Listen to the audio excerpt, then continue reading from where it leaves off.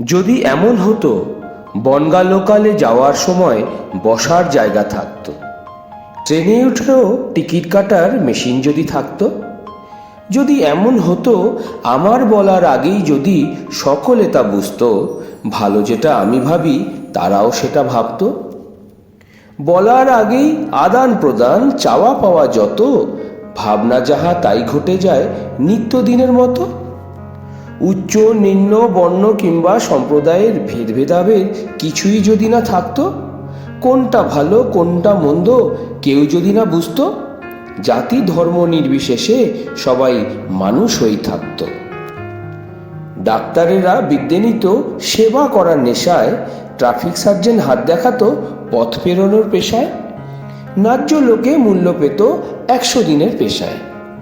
যদি এমন হতো শিক্ষা স্বাস্থ্য খাদ্য ব্যবস্থার সমবন্টন হতো, আন্দোলনের জিয়ল জীবন ছেড়ে ওরা সঠিক দিশা পেত। যদি এমন হতো সারা দেশে শুধুমাত্র দুটো রাজনৈতিক দলই থাকতো, শাসক অথবা বিরোধী দলের নির্বাচনের ঘণ্টি বাজত,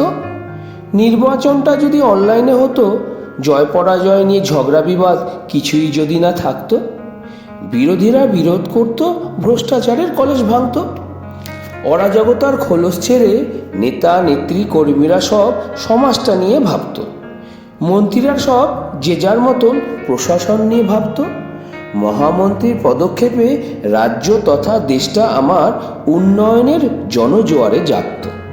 নবজাতকের মাথার থেকে লোনের বোঝাও নামত, সমাজ হতে দেশ দেশান্তরে আমার দেশটাকে নিয়ে সবাই তখন ভাবত। যদি এমন হতো কবিতাটি শুনে সবার ভীষণ ভালো লাগতো, যে যার মতো ভিডিওটাকে শেয়ার করে দিত, এক হতে নানান মনে জনচেতনা জাগত, ভালো যাহা আমি ভাবি সবাই তাহা ভাবত।